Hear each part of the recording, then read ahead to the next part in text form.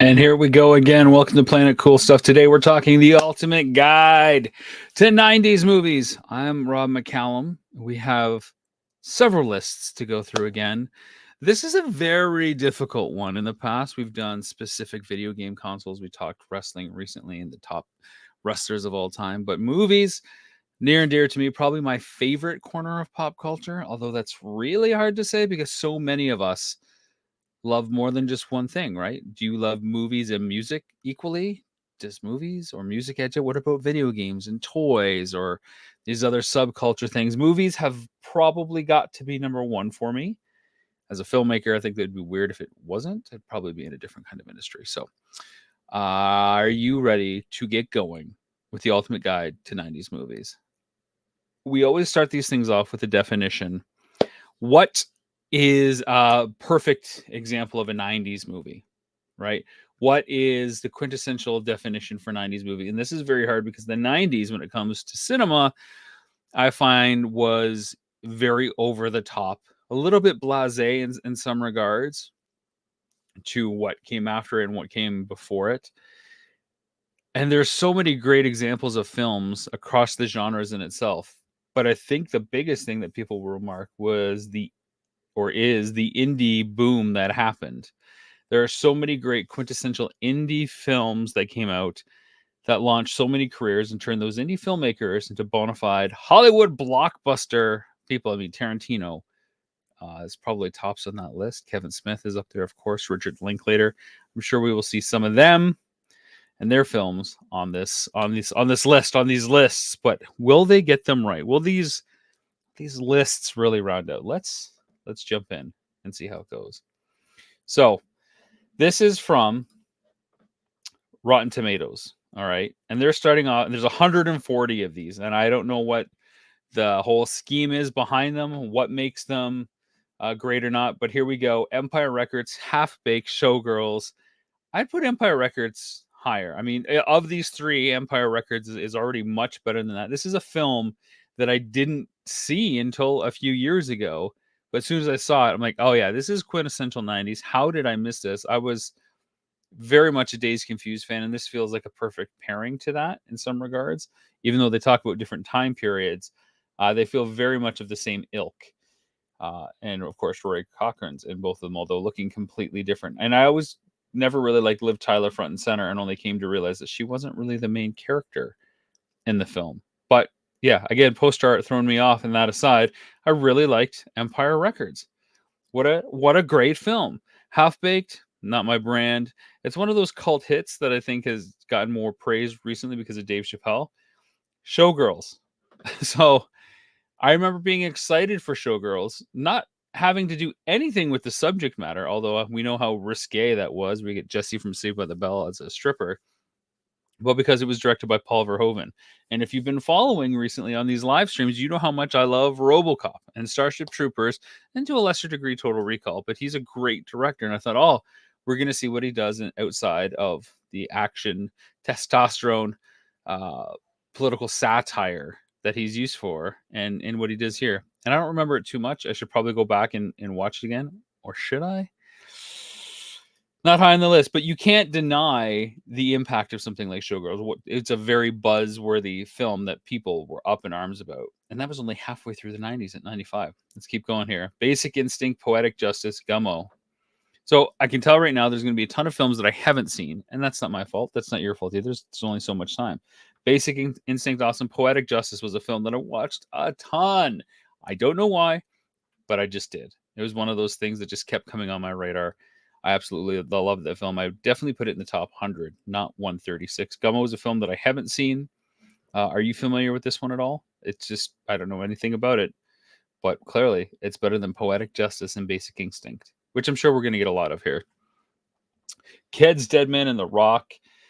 So this is a great example of a lot of different films here. So we have independent stuff like Kids up against big blockbuster stuff like The Rock, and The Dead Man, which is kind of in the middle, lower medium range budget. The Rock should be higher on that list. So should Kids. And already I'm thinking, what is this list going to be comprised of? What is that top 10 going to look like? Is it all going to be kind of one genre? How much mix and matching are they going to do? It's going to tell us a lot. And you can see that this is from Rotten Tomatoes, but these aren't in order of the rankings. So we got 70% here, 67 here, 86% for Blair Witch, Pump Up the Volume, and Man Bites Dog. Again, all next. The next three, Pump Up the Volume, I didn't love. Blair Witch, big fan. Of course, I'm a documentary filmmaker. That's going to kind of come with the territory, right? Are any of these feeling too low for you on this list already? This is one of the biggest lists we've ever tackled at 140. Fear and Loathing at 128 seems ridiculous. It should be way ahead of Space Jam. Why is Fear and Loathing, which of course has been ranked at 50 somehow, is lower than Space Jam? I get the commercial appeal and marketing of Space Jam, but Fear and Loathing is just a masterpiece for a bunch of different reasons, from the aesthetics to the performances to the fact that it adapted a well-known and difficult piece in Hunter S. Thompson's writings to become the film that it is. It's one that you go back and watch and enjoy for different reasons. Space Jam is kind of like a one and done. Here's a trio if there ever was one. Hackers, Happy Gilmore, and Never Been Kissed. I've seen all of these movies multiple times. Of them all, I probably enjoy Hackers the most, but it's the one that's dated the most. It is a pure 90s cinema indie fare. I absolutely love it, the way that we kind of talk about computers and the technological age and the internet age and how we band together over the stuff that we love and our sense of trying to control it and use it as a secret weapon. I love the style of this film. It's just a lot of fun. Johnny Lee Miller, of course, and Angelina Jolie in very early roles. Just fantastic. I think we're going to see another Johnny Lee Miller film that came out the same year, I believe. Maybe a year earlier. But I think it'll be much higher on this list. So here we go. Tommy Boy, 10 Things I Hate About You, and Hook. Already, I feel like only 20 films into this list, we're just getting amazing, like quintessential films that have been part of my life forever. Tommy Boy is really great. I understand why it's on the list. I don't know if 122 is fair ranking on the comedy side alone, and we'll probably go back and do some genre lists as well later down the road. But as a comedy thing, I feel like it should be higher. 10 Things I Hate About You, again, great teen kind of film. Late 90s, so not loving it. Didn't really jump onto it too hard, but worthy of mention in the top 140. Hook, if ever there was a film that had a bunch of fanfare behind it, it was Steven Spielberg, the guy behind E.T. and Indiana Jones, taking on Peter Pan. I loved it. Didn't see it in the theater. Had the VHS. Watched it over and over again. I still like it. I see through it a bit more nowadays, so I get the criticism, but you know what? There's a lot of good things going on that I appreciate anyways. Okay, so how Mortal Kombat is ahead of so many of the things we just saw blows my mind. Singles 2, a great, hugely awesome soundtrack in Singles as well.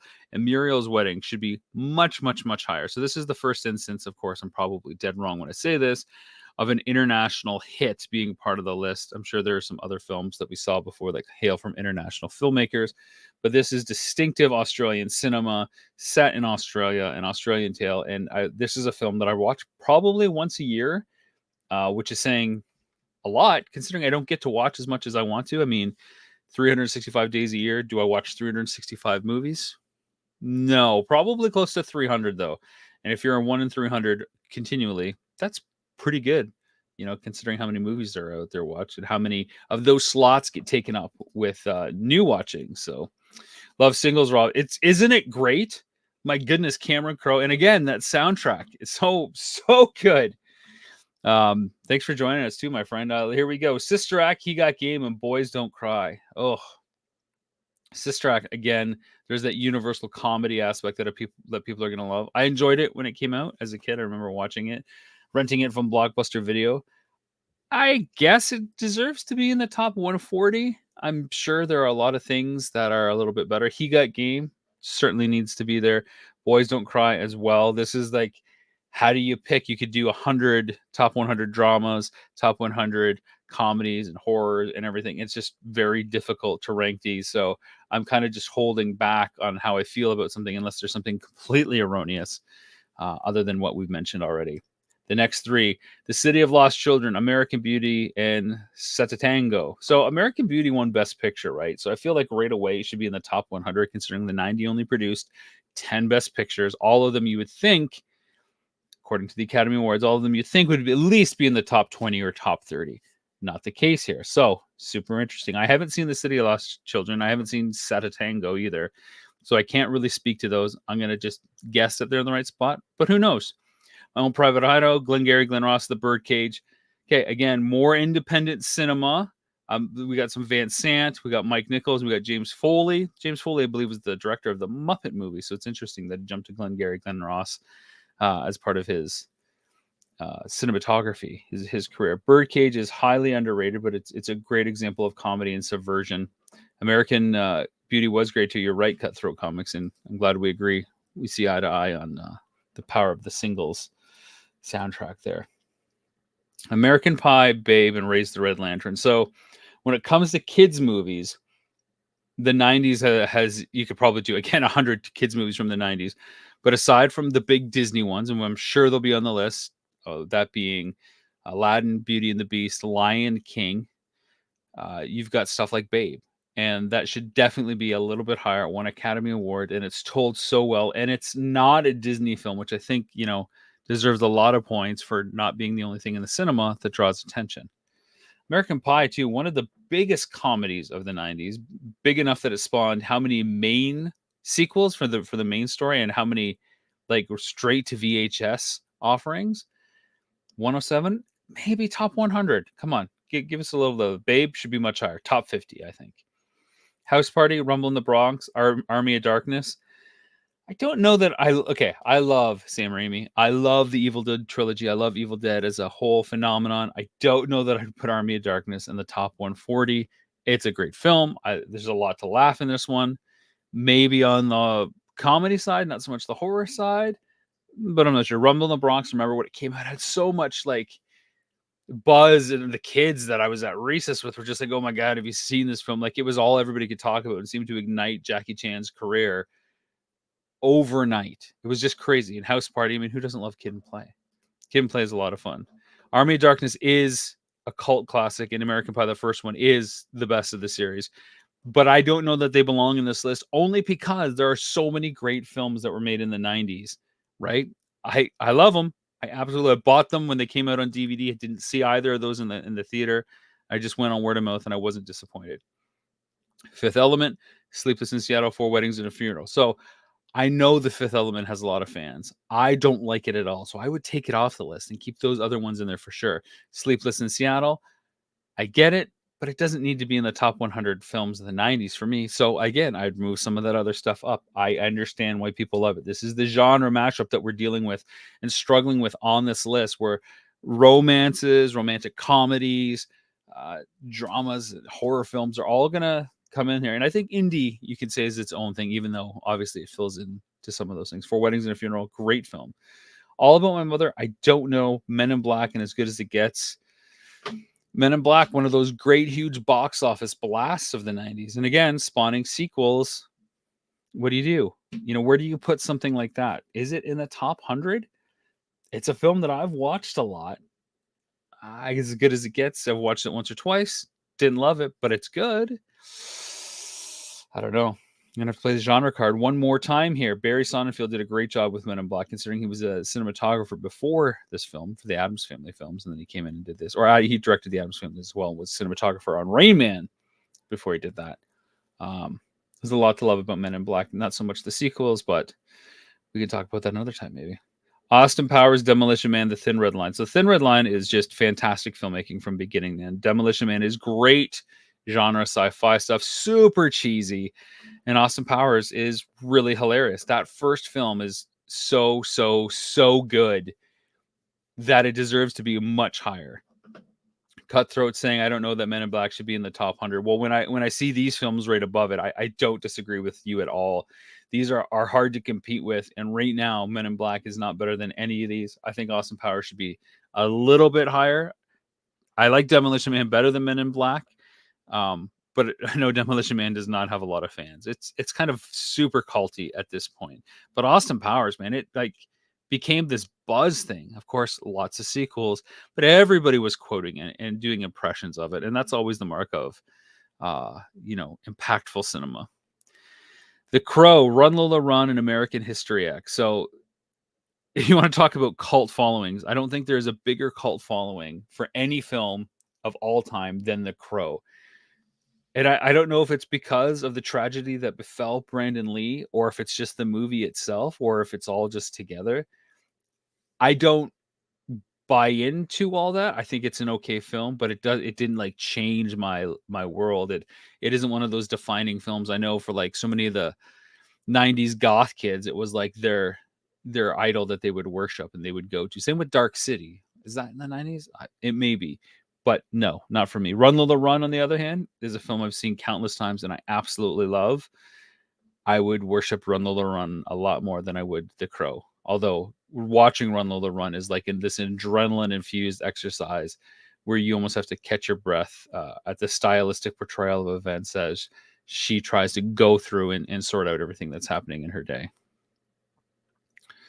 You love The Crow. You think it's a combo of the actor and the comic book. Yeah, I mean, we're also getting into a lot of the IP borrowing, right? With in the case of The Crow, where we're seeing stuff that are these indie comic books because it's hard to do the superhero stuff at this point, and they're actually finding really successful transitions to the big screen. American History X, I mean, I've only seen it once. It's very powerful. It's not like that feel good film that you can put on it and watch again and feel great.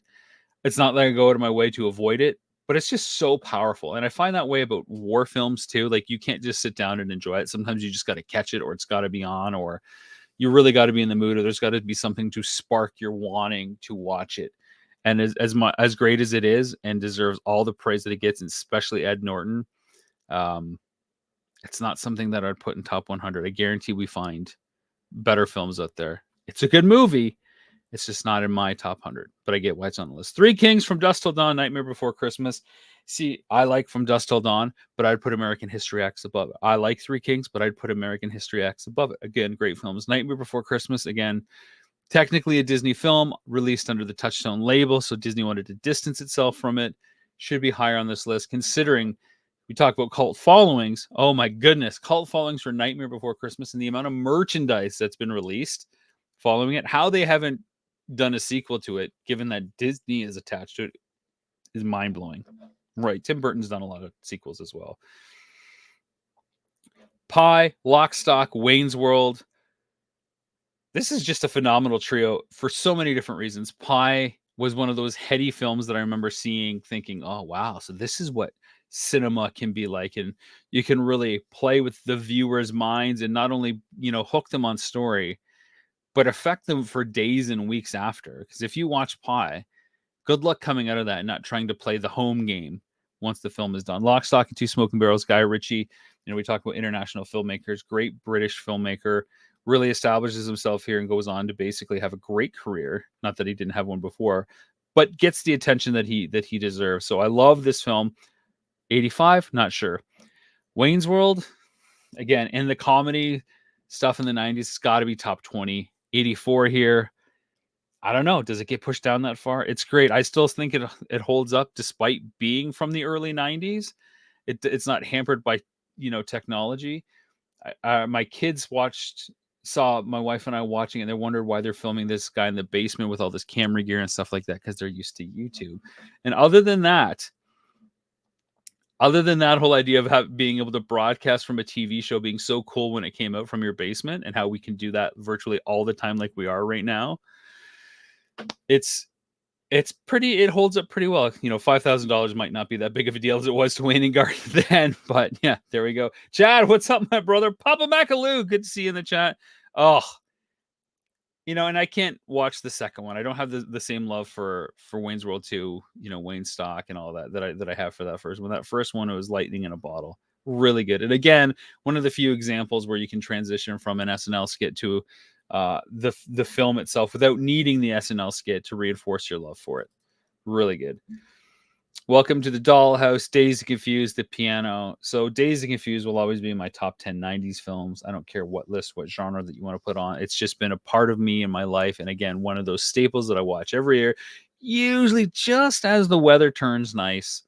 It's a rite of passage for summer for my friends and I. At least it was for the longest time. And hilariously, we never had a copy. We had a Blockbuster rental tape that found its way into our possessions. I can't remember the whole story. I think Jay had it. and that was what we had watched. So we never got to see. I mean, we'd seen the cover art in the stores and stuff, but for us, the cover art was like that blockbuster plastic clamshell. Put it back in there and watch it. Time to watch Days. Yeah, let's watch Days. It's that time we get a 6-pack. Go to the Moon Tower, that kind of thing. I haven't seen Welcome to the Dollhouse, so again, I can't comment on it. That doesn't mean it doesn't deserve to be on this list. It's just not fair for me to do. The Piano is a huge film. I believe it was nominated for Best Picture. Amazing cast between Anna Paquin, Holly Hunter, Harvey Keitel, and Sam Neill, and James Campion. Just great. Is it better than anything that's before it? It's pretty good. Is it worse than some of these other things? Probably. It should be higher. Three Colors. So Kieslowski was a filmmaker that I studied in film school, and he's got Red, White, and Blue. It's a whole trilogy. I don't think these films deserve to be on this list for me. They're great films, and I love seeing the international entries, but I just don't need to see it, right? This is not a film that I'd ever revisit again. That has nothing to do with the fact that it's, not in English. It has nothing to do with the fact that it's not a beautiful film. It's just not something for me. Something About Mary, Bobby and Peter Farley. I'm sure we'll see other films from them on this list. Hopefully Kingpin, hopefully Dumb and Dumber. This was one of those zeitgeist films as well. Probably not as high. We've seen better comedies already. Even Dazed and Confused is better. Shakespeare in Love, again, Best Picture, right? So should it be 78 on this list? I never saw it. I didn't have a desire to see it. I like the premise, but, not for me. Braveheart, The Sandlot, and Out of Sight. So Braveheart, again, say what you will about Mel Gibson, but this is a pretty phenomenal film. Again, Best Picture, ranked 77 on this list of 140. So almost at the halfway point already. Does this deserve to be higher? For so many people, this would be like top 3, top 5 for sure. So 77 seems so far down. Sandlot, we talk about movies for kids and family. The fact that this is at 76, I don't know. Where do you put kids' films? Is The Sandlot a better film than Braveheart? Because that's what this list is saying. I think they're two very different films, but I think Braveheart is the better film, even though I've probably seen The Sandlot more. Some things are just easier to watch, as we said. Out of Sight, Aladdin, and Tombstone. So this is an interesting trio right away because I have a lot of feelings on Aladdin and Tombstone. I don't know Out of Sight, but that's not to take away from George Clooney in this early role by any means. Tombstone is by far one of my favorite, not only 90s films, but action films of all time. Really interesting story behind it, how it was completely off the rails, and Kurt Russell had to step in as director and essentially finish the film. This is Val Kilmer's best performance. This is an amazing ensemble cast and just a great fun ride from beginning to end. Unfortunately, it's out of order here because Aladdin is, I think, maybe Disney's best film ever. And for it to see it below that, it just doesn't make sense here. It has way more going for it than any of their films. Some of their other films have better, certain aspects, performances, aesthetics, color, story structure, but Aladdin does it all across the board in the best sense together, the best ensemble package. This should be top. In a list of 140 of 90 films, Aladdin should be in the top 30 easy. Casino, Speed, and Home Alone.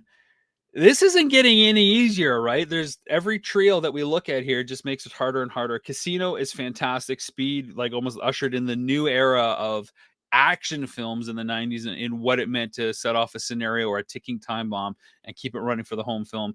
And Home Alone, we had not seen anything like that at all. A home invasion film, but what if the kid could outsmart the cops? They're all impressive. Goodfellas would be the other film that you have to look at for Scorsese. When you compare Goodfellas to Casino, Casino feels awful bloated by comparison. Doesn't mean it's not good. If you like, your Scorsese and you like your De Niro and Pesci, then you want as much as you can get. Just felt like it could have been a little bit tighter and it would have been as good as Goodfellas. Love where it is on the list. I truly do. Home Alone is fantastic. I think it's better than Falling Down, Reality Bites, and William Shakespeare's Romeo and Juliet. I loved, again, the soundtrack to Reality Bites. Even Romeo and Juliet here, Baz Luhrmann really jumped on the map internationally with this film, but I like the previous 3 much better than these 3 anywhere we go. Crying Game, Ghost in the Shell, and True Romance. Again, I think, see, there you go.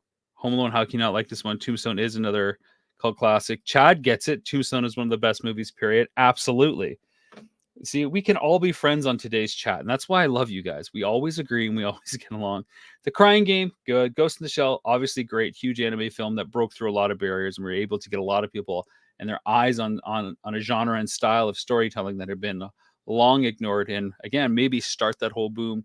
Ghost in the Shell and Akira, I think, are two films in the '90s that just really get a lot of heat, and rightfully so. True Romance, again, great film.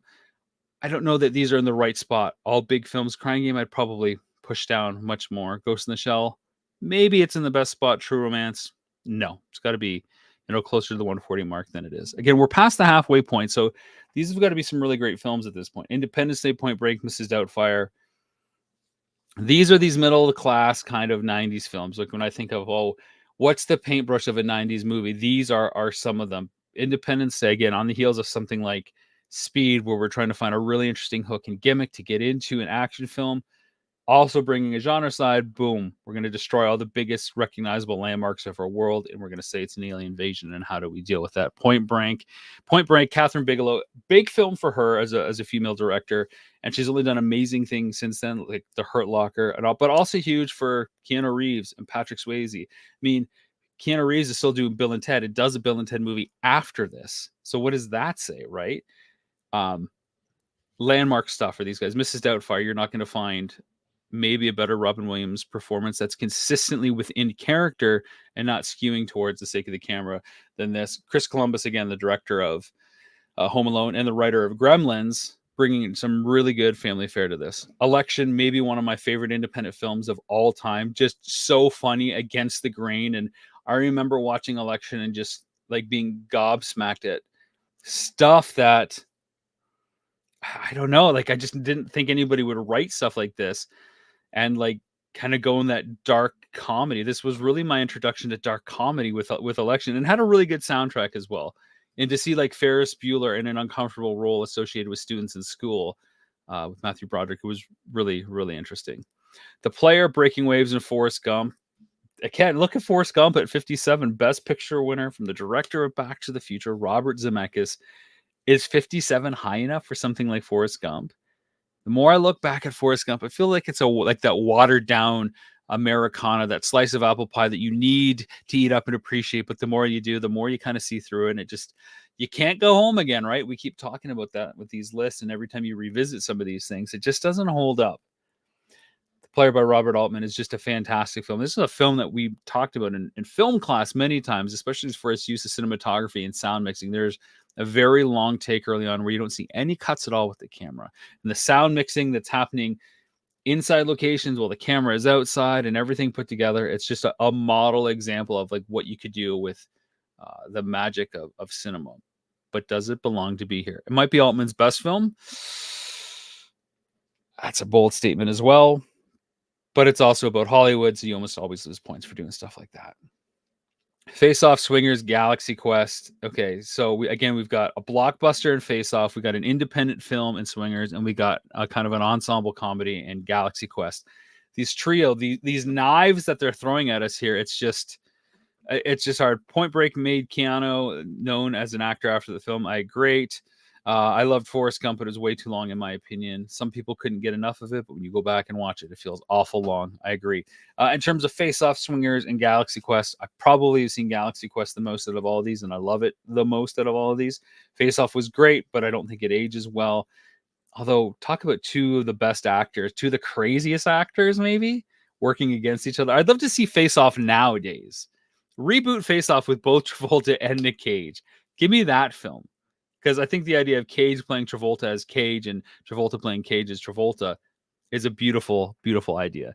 Swingers, it put Vince Vaughn on the map, right? It really started his whole ascent into everything that he's been able to do, not only as an actor, but as a producer. And although he got to be in the Lost World because of his chemistry on screen here, he realized he loved doing independent cinema.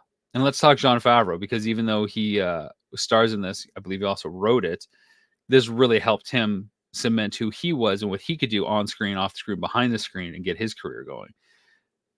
I don't think Face Off should be on the list. Galaxy Quest, yes, one of the most underrated comedies of all time. Swingers, one of the best independent films in the 90s. Total Recall, Dumb and Dumber, and The Fugitive. We mentioned Dumb and Dumber should definitely be on this list. Is it at 52? Should it be higher? It's one of the best comedies of the 90s. It is that stupid. And even when you think you can't go back and laugh at these gags 20, 30 years later, they're still funny. They're still funny to a new audience. Um, I saw it 3 times in the movie theater. I'll never forget, which is its own story, but it's a good movie. The Fugitive is a film that they just don't make anymore. This is the kind of film that now gets stretched out into 10 episodes as like an HBO intense drama with a few more subplots added to it. And Total Recall, again, Paul Verhoeven. When do we get to see sci-fi action over the top 80s aesthetics, but ushered in with new 90s technology?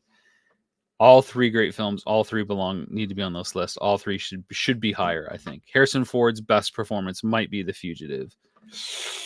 Sorry, Star Wars fans. Chad saying Galaxy Quest is a hilarious and smart film. It is smart. Total Recall, the best, not the reboot. The reboot was actually shot, some of it was a half hour away from me. I agree. I don't mind Colin Farrell, but that's not a great vehicle for him. The Sixth Sense, Ed Wood, and Trainspotting. So again, here we go with, I don't even know how to process this. So The Sixth Sense was an explosion when it turned, like, I mean, it really set the career of M. Night on fire, right? Like, he became a household name after this, even if he's only known for how do you do those twist endings. But people love this, and the fact that it attracted Bruce Willis really gave it legitimacy. I still haven't seen it because I knew the ending, and I felt like, well, that's going to wreck watching the whole film for me. Like, when a film really depends on an ending and you find out the ending, it takes the wind out of your sails across the board. You don't need it. You don't need it. Ed Wood, on the other hand, what's not for me as a filmmaker to love about one of the greatest B filmmakers of all time, using every possible resource at his disposal, trying to tell the stories that he loves about monsters and things that go bump in the night. I absolutely love Ed Wood. It's Tim Burton's best film, hands down, without a question. It's him being him, and it's his love of stuff that Ed Wood would create. That it was great to see him transition to Mars Attacks, where he gets to kind of be his own Ed Wood, yet with a huge Hollywood cast, of course. But I don't think the public got that it was supposed to be like this B movie thing, but it worked. And then we get to Trainspotting. I don't think there is a better film from the 90s than Trainspotting for a number of reasons. It's smart. It's, again, a great adaptation from a book. The performances are fantastic. Every single person that appeared in the film went on to have a great career and continues to do so. The style of it is fantastic. Director Danny Boyle's career has just done nothing but take off.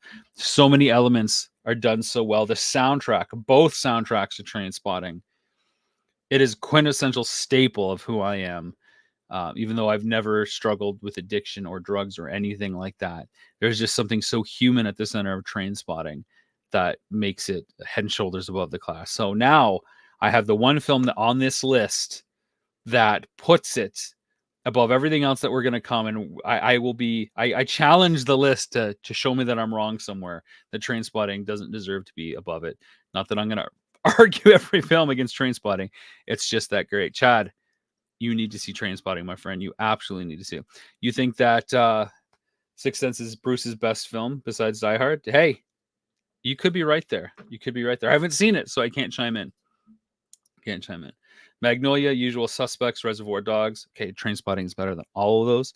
Magnolia is fun and everything. It's over the top. It's, a pleasure to watch once or twice. It's not something I can go back and watch a million times. I love Paul Thomas Anderson, and Boogie Nights will be on this list as well. Top 3 for me. Magnolia is not better than Trainspotting. Usual Suspects, again, we talk about the ending. Once you know that ending, how much do you want to go back and watch Usual Suspects? Reservoir Dogs is great. You love that kind of standoff scene where everybody's got a gun pointing at each other. How do we figure this out? Great film for Tarantino. You can see where he's gone from there. I don't know that it deserves to be a 45. Top 100 for sure, but 45? I don't know. Truman Show, Edward Scissorhands, Beauty and the Beast, Trainspotting wins all those. Truman Show, this film I've watched many times. It's one of Jim Carrey's best performances and one of Peter Weir's best made films. And think about Truman Show now. This comes out in 98, before Survivor, before unscripted reality television, before the voyeurism really kicks in. And I wonder if that's a chicken and egg thing. Did it inspire all that stuff, or was it all in the works? And where does that land? Because it's pretty phenomenal. It really is. Reservoir Dogs. Oh, totally great film. I'm just not sure I agree with where it is. Edward Scissorhands. Again, Tim Burton's great. This is a great movie. Great performance by Johnny Depp. Really put Johnny Depp on the map as a versatile actor. He had done some stuff before this, of course, but this is just one of those 90s films. It's just like, yeah, it's a great film from the 90s. And that's it. Should it be in the top 100 films? Sure. Should it be at 43? No.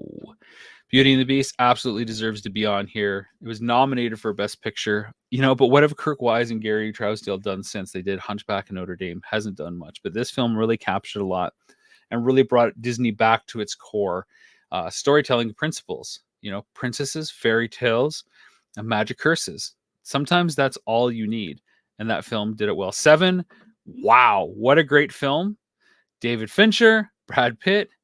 What a great film. What a great riddle and story. And I've watched it numerous times, but I don't think it needs to be this high up on the list. I think this is more of a legacy. Like, hey, look what it did for Brad Pitt, Morgan Freeman, David Fincher, and Andrew. I'm forgetting the name of the screenwriter. Andrew something. Somebody help me out there. Let me know what it is. Great film, not this high on the list. Same with Being John Malkovich. Okay, we've talked about Boogie Nights. Boogie Nights should be top 5. It's that good. Paul Thomas Anderson. Burt Reynolds and Mark Wahlberg alone. The performances in this, the story, the way it's told. Again, the soundtrack. It's this blend of cinematography, performance, casting, story structure, and music that catapults this to the top of 90s cinema and what it could be. And that's not taking away from Spike Jonze being John Malkovich, which does all those things in very different ways, including Cameron Diaz looking way more different than she ever had, to be taken in a different role, so that she wasn't always like, the blonde bombshell. She wasn't just like the girl to go after. There's a lot to love about Being John Malkovich. And I love, I can't, again, the screenwriter, Charlie, help me out here, guys. What's his name? He also did Adaptation and a few other things. The mind's not going. You know what that means? It means I need a sip of coffee, because the fact that Trainspotting is ranked lower than all these is just killing me right now. Back on the rails. You're a movie of the week at best. 7 is a brilliant movie. 7 should be in this list big time. What's in the box? Yeah, these are all great things, but how often have you gone back to look at them, and how many things have we gone past that are better than them? Should be on the list. I don't agree with the ranking, right? We never agree with the ranking. We know that. The Professional, Chungking Express, and Heat. Chungking Express is a great film. Should not be 37. This is one that I was exposed to in film school. I was like, wow, this is vivid. This is fun. This is important. But so are so many films, right? And that's what makes it so tough. So great film, should be on the list, probably closer in the 80s. The Professional, hey, Luc Besson is great. This might be Luc Besson's best film. He's a great action filmmaker, more than any other. Natalie Portman coming in at an early age, of course. It's not easy to work with kids, let alone on big budget films like this. John Reno. There's a lot for The Professional that's great. 38, though? I don't know. Heat. People love Heat. And then we got Pretty Woman and Office Space. So again, this balance of action, comedy, and romance we're seeing right here. Pretty Woman is, name a movie from the 90s that's romantic comedy. Pretty Woman is going to be on most people's top 10 lists. Name me a quirky indie comedy from the 90s. Office Space will be on that list. Heat is going to be one of those big budget kind of films that is just like, give me this crime drama, top 10 crime dramas. All great. Office Space seems high to me. I know it has a huge cult following. I love it. Pretty Woman seems high to me. Heat feels high to me. Everything is so freaking high. They're all good. There's nothing wrong with any of these. Chad is saying Heat is good. Cutthroat saying The Professional made me go, yes. Yes. These are all good to be here. But in the 30s, I don't know. Clerks, Silence of the Lambs, Good Will Hunting. 2 best pictures. And one of people's favorite Kevin Smith's movies of all time, the one that broke him, the one that put him on the map. I don't know that I'd put it at 33. This feels more like a 63. Silence of the Lambs feels more like a 52 instead of a 32. And Good Will Hunting feels more like a 91 instead of a 31. But they're all fantastic. They are all good movies, but I think they're rated way too high compared to some of the other stuff that we're seeing and that we're going to see. Like Toy Story, Princess Mononoke, and Groundhog Day. Now, I love Groundhog Day. It is a smart comedy that's been parodied and parroted and reconformed a million times. I don't know that I'd have it at 28. I'd kind of maybe say 50 is a great spot for that. Again, Princess Mononoke, Studio Ghibli. How do you not love this film? My son has watched this a million times. We've watched it as a family. It is great. It is intense. It is smart. It is visceral. 29, not sure. Maybe 39. Toy Story. What do you say about Toy Story that hasn't been said? Top 30 out of a list of 140. Is this the quintessential kids movie on the list? Is this number 30? Do we get a kids movie that's ranked higher? We've already seen Beauty and the Beast. We've already seen Aladdin. You know, is Princess Mononoke a kids movie? It's pretty adult, but you know, it's also pretty fantastic as well. Toy Story. Are there 30 films better than Toy Story? Not counting the films we have already seen. 30 might be okay for where it is. I'm not too sure. Fargo, Gattaca, The English Patient. Do you guys have thought? And then I put Groundhog Day at 77. I put Groundhog Day at 77. Deja Vu? Oh, I don't know. Groundhog Day at 77. I put it at 50. It might be Bill Murray's pretty good performance. I was going to say best, but it's not. Fargo, it's too high. Gattaca, I don't even know that it should be on this list. Maybe above 100, I'd say Gattaca. Okay. That's where I go about the English Patient. When I think of the English Patient, all I think of is Seinfeld and the mocking that it kind of did. Have you seen the English Patient? Have you done it? That and like Schindler's List, right? We know Schindler's List will be on here somewhere. Jurassic Park should be on here. T2 should be on here somewhere. Pulp Fiction, I'm spoiling, but where are they going to be ranked? Boys in the Hood, Unforgiven, Rushmore. Okay, so we've already talked about Tombstone. It is way better than Unforgiven. It just is. I'm sorry. Boys in the Hood, phenomenal film. Probably top 15. It is that good of a film. John Singleton did an amazing job. If you don't like get punched in the heart and the emotions from watching Boys in the Hood, you may be on life support already. Rushmore, again, talk about a great film for Wes Anderson, an indie quirky comedy. Bill Murray, again, doing a great job. Jason Schwartzman, kind of breakout role for him. 22 though? That seems like ridiculously high. I feel like most of these indie movies should fall between like 40 and 70, and it should be littered in between with like the comedies and the romantic comedies, and then kind of overarching should be some of these like big dramas like Boys in the Hood and stuff. What do you guys feel about that? Gattaca was a flop in my book. I completely agree. I don't buy the hype, and I'm not going back for seconds. Hoop Dreams, The Iron Giant, and Scream. They have Iron Giant hilariously above Toy Story as maybe the quintessential kids film. We're following the subplots here.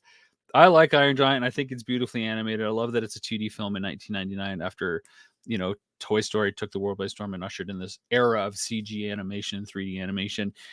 But I maybe put it at 70, 90 even.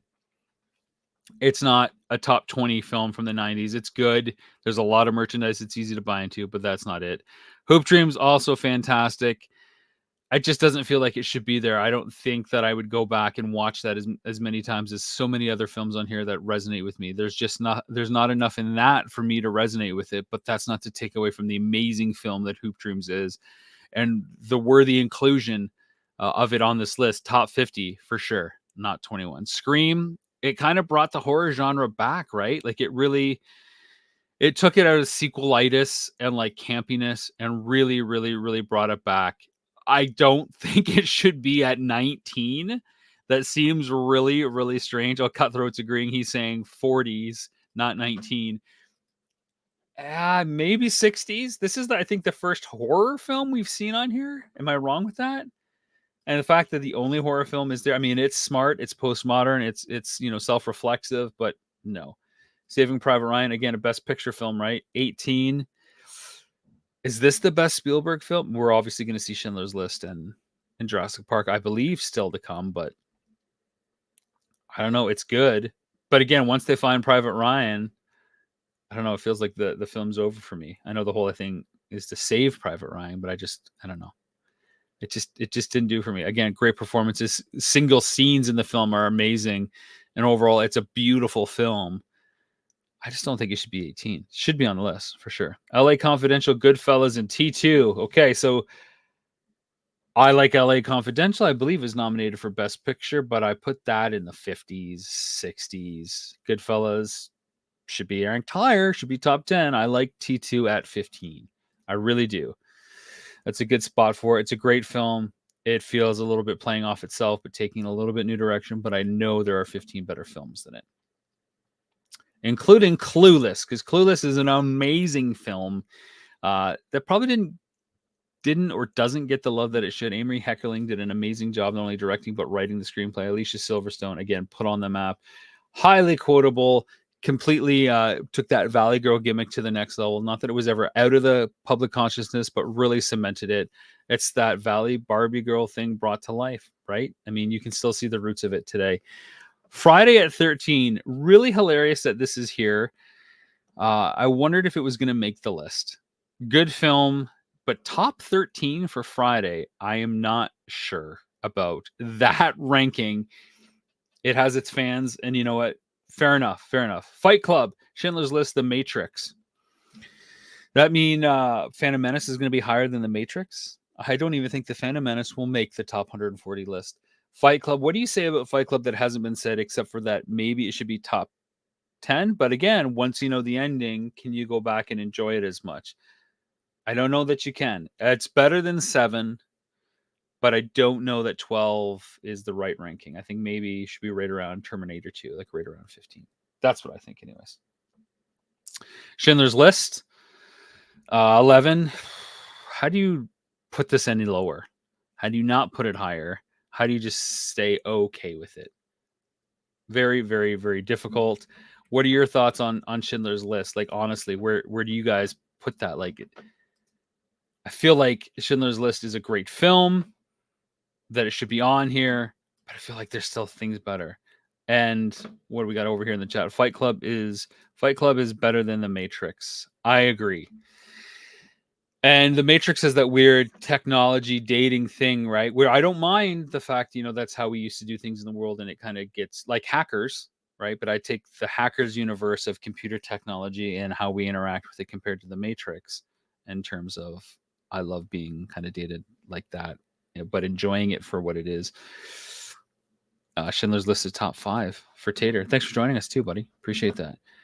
The Matrix is a weird one. I think had there only been one film, I'd feel better about it. But it was a massive film in the 90s. It completely changed how we shoot action films. It did incredible at the box office. And again, reestablishes Keanu Reeves as a bona fide star. I don't think we get John Wick without The Matrix by any stretch. Thelma and Louise and Toy Story 2 at number 8. So that's super interesting to me because I think Toy Story 2 is the better between Toy Story 1 and 2. But I don't know that I'd put it at number 8. I feel like whatever Toy Story you want to rank at the top, however you want to debate it, number 30 was a great spot for it. Thelma and Louise, not the Ridley kind of Scott film you would expect to see, but a really important film, a great departure from what everybody knows. But again, like Edward Scissorhands, if I'm going to do a paintbrush stroke across the magic whiteboard of films from the 90s, it's a 90s movie. Is it good? Yeah, it's good. You want to rave about it? No. It's good, and you kind of know the ending too, right? So I don't know how I feel about that. Jurassic Park, Before Sunrise, and The Big Lebowski. If you know me, you know that Jurassic Park has to be in the top 3, if not number 1, next to Trainspotting and Boogie Nights. Like, that's my top 3. Before Sunrise, though, I love Richard Linklater, Dazed and Confused, but I don't know that I'd put Before Sunrise here. This is great. This is again is in indie. I feel like it has a very specific audience and not everybody. I don't think it's worthy of number 6. Should be on the list, maybe. Not my list. I probably wouldn't include it. This is a Wish.com list. You are not wrong. Oh my God, the top 10 is so wrong at this point. The Matrix was brilliant before the sequels ruined it. You're not wrong, Chad. The Big Lebowski, Titanic, and The Lion King. So we forgot about The Lion King as a Disney film because we had talked about Aladdin and Beauty and the Beast. I don't get The Lion King. I don't understand why people love it so much. I hadn't seen it until the last 5 years. It never interested me. And I love Disney, man. There was something about it that never really truly appealed to me. I know it made a lot of money for them, and it has a huge fan base. There's that whole group of kids that grew up and that was like their Disney film, the one that kind of defined their childhood, but I don't get it. Lebowski as well, as much as I love the Coen brothers and love to quote that film, again, in the 40s, it's a great movie. but it should not be the top 5 90s film of all time. Then we get to Titanic, which is an interesting film. Obviously, crazy box office numbers. Haven't seen a film run that long in the theater ever. Amazing special effects, crazy behind the scenes story to get it made, and a good film, a good story. I understand why it's almost always going to be in the top 10 for people, but there are 10 films I'd rather watch than Titanic. It'd be top 25 for me. How do you guys feel about Titanic? Lion King better than Schindler's List. What the F? Cutthroat says I would put Jurassic Park at number 5. You and I, my friend, we can be friends forever. That leaves The Shawshank Redemption at number 2 and Pulp Fiction at number 1. Shawshank Redemption is one of those films, and there are not many of them, but it is one of those films that I've watched where I put it on at night, and sometimes you put something on just to see if you can fall asleep. And I was so wired from watching Shawshank that I went from wanting to fall asleep to needing to be up or needing to watch it again. I was so like blown away by this. And then to discover it was based on a Stephen King book, it just checks all the boxes. Again, great soundtrack, great ensemble cast, great cinematography, great source material. It is one of the best films from the 90s. Top 10 for sure. Not 2, but top 10. Absolutely. And then we get to Pulp Fiction. This is a film that I distinctly remember watching and thinking, wow, I've never seen anything like this. It was in my face without like trying to talk down to me. It wanted me to enjoy the ride, to figure out the riddle, to fall in love with its characters and its predicament, and also the pedestrian nature in which these things like hitmen and gangsters are showcased. It's like, here's a day in the life of these things, and you've only been shown the sensationalized version of them, but they have ordinary problems too. And there was something so romantic about that made me fall in love with those characters as well. Like John Travolta gets shot while on the toilet, like Elvis. And of course, there's an Elvis thing right there. Well, you're an Elvis guy, right? Pulp Fiction is a great film. Top 10 for sure. What do you guys think of that list? Pulp Fiction is good. Maybe not number 1, but maybe top 3. Okay. Yeah, top 5 for me, I think. I think it's great. Let's burn down another one. We've only got a few minutes left. So let's burn down a top 35. Okay. Burn down top 35 list real quick. Actually, we'll do top 25. We'll see what we get done here. Top 25. See what they say. Okay, top 25. Look, we got a picture of Lebowski already. So this is a reader's poll according to Rolling Stone.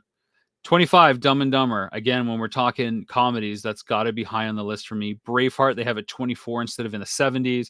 Unforgiven, they have it 23. Let's see if Tombstone is ranked higher than it. Jurassic Park only at 22. Are you kidding me? This list is off the truck already. Clerks at 21. Clerks ahead of Jurassic Park. You're drunk. Go home. Heat at 20. I know a lot of people would love to see that there, but I think it should be in the 40s. Boogie Nights at 19. Again, Out to Lunch. It's good. It's better than Private Ryan. It's better than Schindler's List. A lot of people love Schindler's List, but Boogie Nights is better. The Matrix at 16. I think some of you would agree with that. Silence of the Lambs at 15.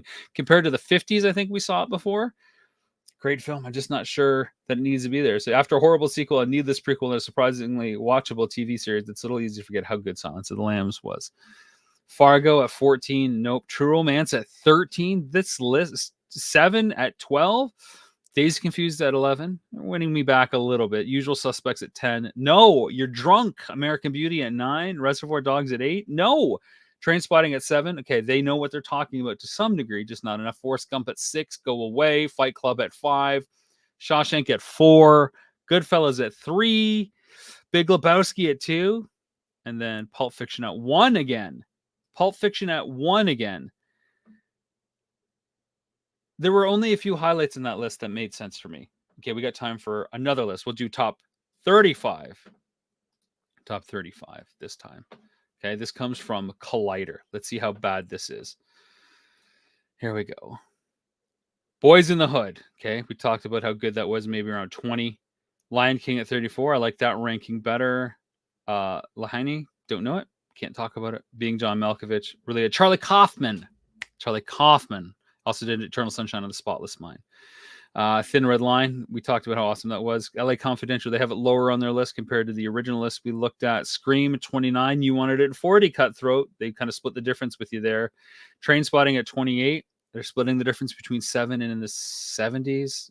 Too low for me. Needs to be much higher. Thelma and Louise feels better at 27. Chungking Express at 26. I don't know if you guys have seen it, but check it out for sure. Again, I think it should be in the 70s. Forrest Gump at 25. Clueless at 24. Good to mention there. Jurassic Park 23. You're drunk. Dazed and Confused 22.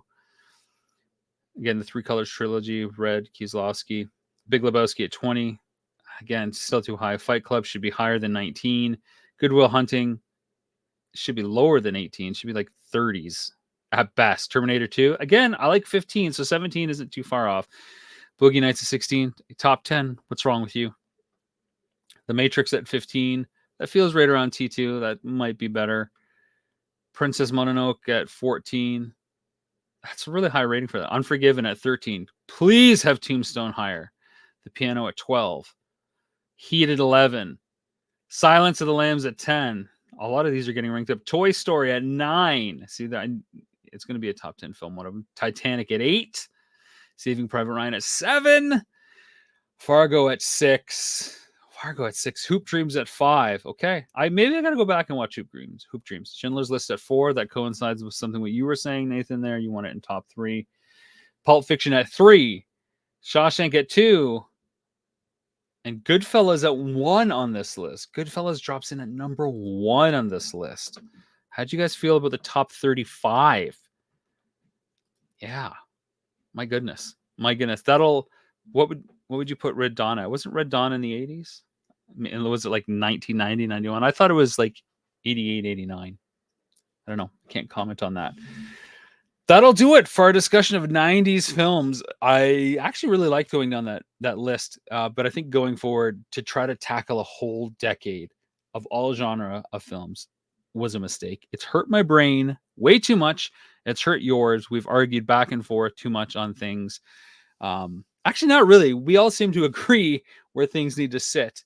It's just they're getting cluttered with all the traffic of these other films that either we don't know or don't love enough or don't think they deserve to be there.